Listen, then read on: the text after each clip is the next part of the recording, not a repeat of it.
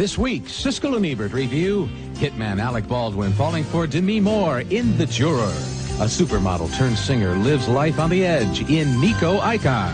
And skipper Jeff Bridges sails his student crew into a deadly white squall.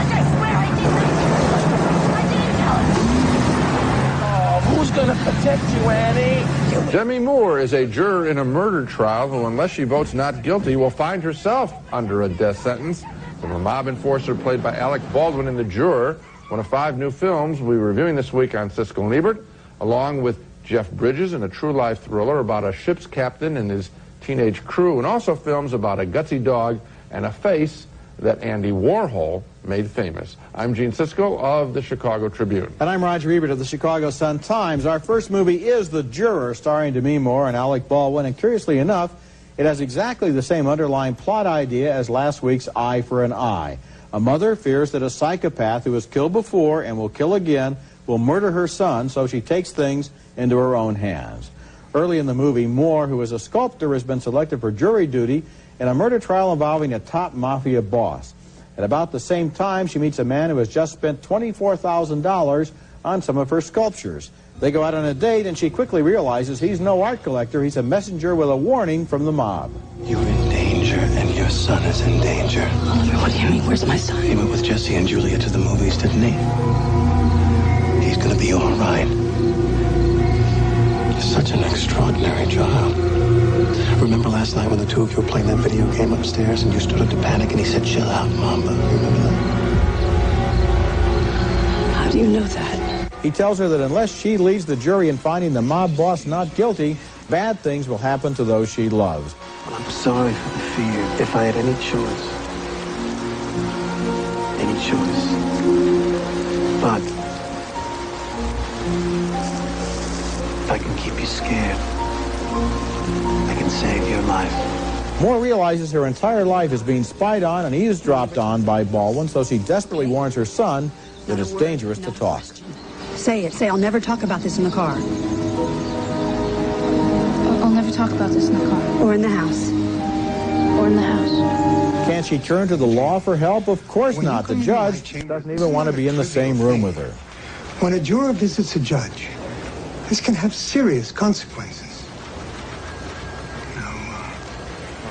If you still have a problem and you want to talk about it, and I'll call the defense attorney and the DA and we'll No, I want to talk to you alone. I don't want them. I only want to talk to you. The Juror is not a very good movie, but at least it's not an outright call for vigilante justice as Eye for an Eye was. And the movie has more interesting characters, too, especially Alec Baldwin's hitman, who is a combination of intellectual, philosopher, and psychopath. But the movie doesn't wind the tension up very tightly, and it goes on far too long, spinning the plot out with long-winded dialogue and an unnecessary, to say the least, side trip to Guatemala. So, thumbs down from me. Thumbs down from me, and I think both films are junk, Roger. Okay. And let me tell you what I think is really going on. I think that this is just another case of showing a pretty woman in danger, and it's a little bit on the sick side. I'm really tired of this. I don't think this is a strong woman's character. No, come on. This is a beautiful woman, Demi Moore, one of the most beautiful women in films today, and she is being hunted and spied upon and eavesdropped on, and she's under constant threat.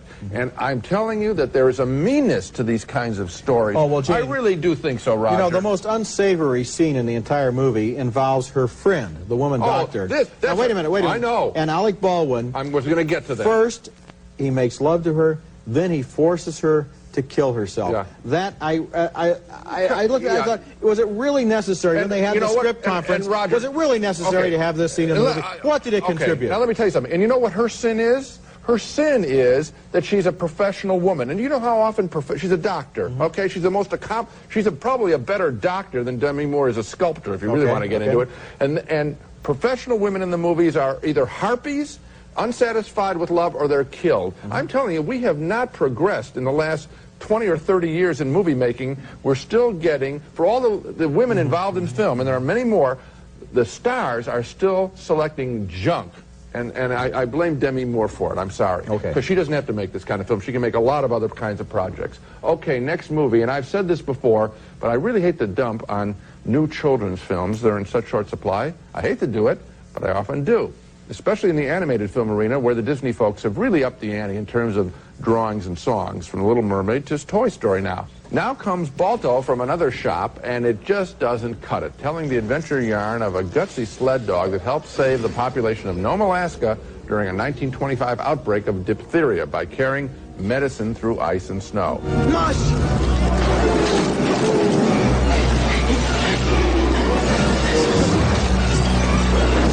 There's a romantic side to the story as the movie tries to cover all bets. Here's the dog's best friend, a Russian snow goose, advising Balto to romance a purebred husky, even though Balto himself is half husky, half wolf. Balto's voice is by Kevin Bacon, the goose by Bob Hoskins. This wolf business again. And what's wrong with being half and half, I'd like to know. Sometimes I wish like crazy I was half eagle. Why? Better profile for one thing. And no one eats you for another. What about that female husky? Bridget Fonda supplies the voice of Jenna, who doesn't seem all that glamorous to me. The Northern Lights. Oh, Balto, you're right. It's beautiful. And they're no Lady and the Tramp.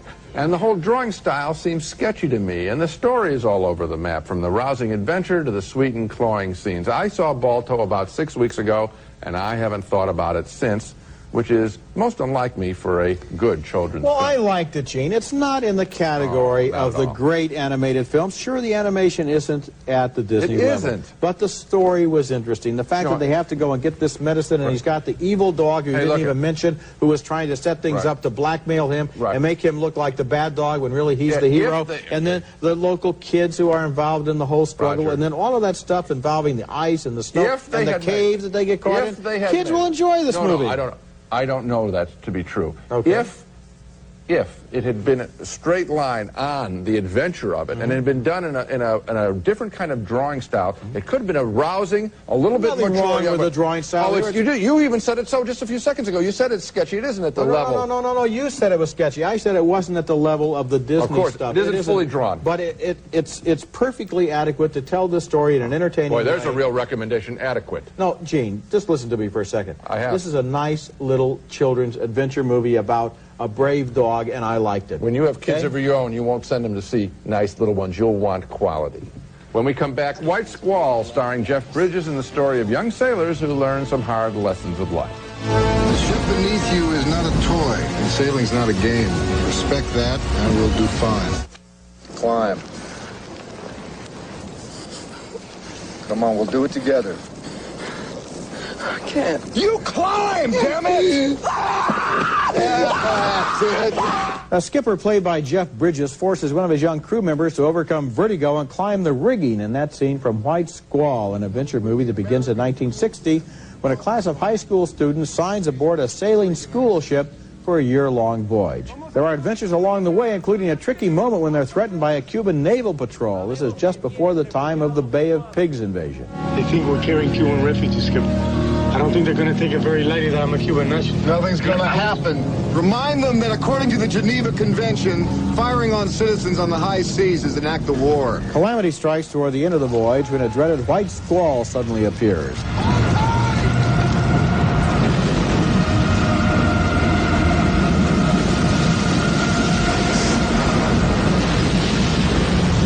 Events during the storm lead to a Coast Guard inquiry, which plays a lot like courtroom scenes in general, and the end of the movie Scent of a Woman in particular. You really felt that your crew was up to the conditions? We had come 12,000 miles together through every kind of seas imaginable. Except a White Squall. Now, with all due respect, Captain, they're only boys. offer here much more than that, sir. White Squall is a big, energetic, good-looking picture directed with a lot of energy by Ridley Scott, and I like the elements that deal with sailing. But the human story was less impressive. Much is made of Bridges' desire to shape these kids, but his philosophy doesn't seem to go any deeper than obeying discipline and sticking together. I'm recommending the movie, but for the sensational photography and the very effective storm sequence, not for the thin story. Have the courage. Have the courage to knock this picture. Have the courage to admit that you like the storm sequence at least. Who cares? You did? You like it or not? Pretty good, wasn't it? Yeah, and, great, and the boats were great too. Yeah, okay, so isn't that part of the whole visceral experience of going to a movie? No, Roger. That isn't what this movie is about. This movie spends umpteen amounts of time, just by comparison, to the story of these individual kids. And each kid gets its formula, and you know it.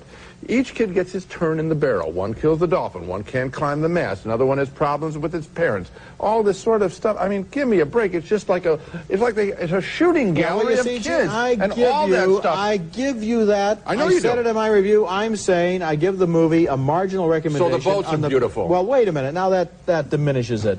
The boats are beautiful. The scenery is beautiful. The storm sequences are beautiful. The way the ship sails. Well, and actually Jeff Bridges' performance. And it is all of that is very good. Yeah, and a character that you don't think is fully written in terms of his advice and ministering to these kids. It was you said so yourself.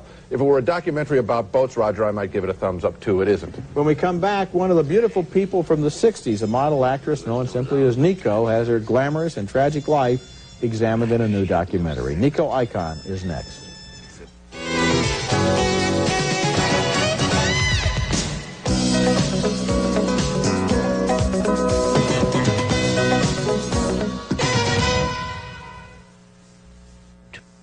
And it was Bob Dylan that introduced me. And he also told Andy that he should make movies with me. I guess he wanted to look at me through a magnifying glass. That's the beautiful face of a model and actress and singer known in the 1960s as simply Nico. She became a star through her association with Andy Warhol, but living your life primarily as just a surface image is rarely satisfying, and the rise and fall of Nico is the subject of a sad new documentary film called Nico Icon. She was born with the name Christa Pafkin in Germany during World War II, raised without a father, and as I stared at her beautiful face in her early modeling career, right in the beginning of this film, I remember thinking that the source of her later problems had to be that she lacked adequate family support. I can't give my heart to you, or tell you that I sing your name. She traveled and worked in glamorous circles, appearing in no less a film than Fellini's La Dolce Vita. But her most enduring link was with Andy Warhol and his film Chelsea Girls. The director of that film, Paul Morrissey, remembers Nico. She thought this was some sort of disgrace to be beautiful. It was just a stupid German perversity, I guess. But in those days, modeling was not artistic. It was, artistic was to be like Janis Joplin, screaming your lungs out before you die of drug addiction. Through Warhol's influence, Nico managed to sing with the cult band Velvet Underground and on her own as well. John Cale produced some of her records. I don't think anybody was impressed with the musical ability. I mean, singing in tune was the first kind of objection that was brought up. The lifestyle of the Warhol crowd included drug use, and here's where Nico met her undoing. She would become a heroin addict and lose the face that made her famous. She also would become so self-loathing that she would turn her own son, by actor Alain Delon, onto heroin. I did a 3-week coma. I was dead clinically. I mean, I was on a life support machine. And my mother, she came to see me, and she wanted to record the sound of the life support machine, to put it on a record. Throughout the many interviews in Nico Icon, a theme emerges. We meet or hear about the men who used her and her image. And there was a tremendous gap, I think, also between her and her image, between those magical lines and bone structure of her face and the person she was really inside. It might be glib to suggest that Nico ultimately became alienated from her face, but even more frightening, maybe her face became her only true friend. It is a sad and a fascinating documentary, and the whole story of how she had a child by Alain Delon, and then He refused paternity, although you can look at the kid and see that it's obviously his. She fed the kid on potato chips. Finally, Elaine Delon's mother takes the child in, and Delon says, if you take that child, I'll never talk to you again. And he never did. He comes over in this movie as a really, really disgusting guy, and she comes across as a person who apparently shut down her emotions to such a degree that she hated her life, she hated her face, she didn't have any fun in anything. She spent the last 10 or 15 years of her life looking for drugs, and then she died. It's a very sad story. But well told, yes, because very well told. It has lots of good interviews. Yeah, I was just going to say, you would think it would be kind of dry to have one talking head after another. Not so in this case. When we come back, a menage a trois in French Twist. A lot of things made me unhappy while I was watching a so-called comedy named French Twist. One was that I was watching it at all. This movie is pure, contrived torture, an idiotic sitcom plot that seems to run on forever and involves people of no intelligence, no wit, and no interest. So, that depressed me. And I'll tell you what depressed me even more later, after we take a look at the film, which involves a married couple who unexpectedly find themselves with a lesbian house guest. Faut rester dîner ce soir? Bah, c'est-à-dire, je veux pas déranger, j'ai tout ce qu'il faut dans ma caisse. Non, vous dérangez pas du tout, au contraire. Et Laurent? The wife, played by Victoria A. Brill, gets friendly with the lesbian, played by Josiane Velasco. The wife and the husband fight. The husband leaves, and when a friend tries to patch things up, he makes them even worse. Il m'a trompé, c'est ça? Et tu le savais? Avec qui? Avec qui? Avec personne. Ah ben c'est pas grave, Loli. Bon, une ou deux fois en passant, parce que c'est un homme et qu'il a des besoins. They make a truce. All three will live in the house. But that arrangement, even so, leads to big arguments. Ça va pas du tout, Pluto. Marie-Jo, ça va? I suppose this basic situation could have been made into a passable comedy. In fact, in La Cage aux Folles, similar material was made into a hilarious film. But French Twist is excruciatingly bad, boring, artificial, and contrived.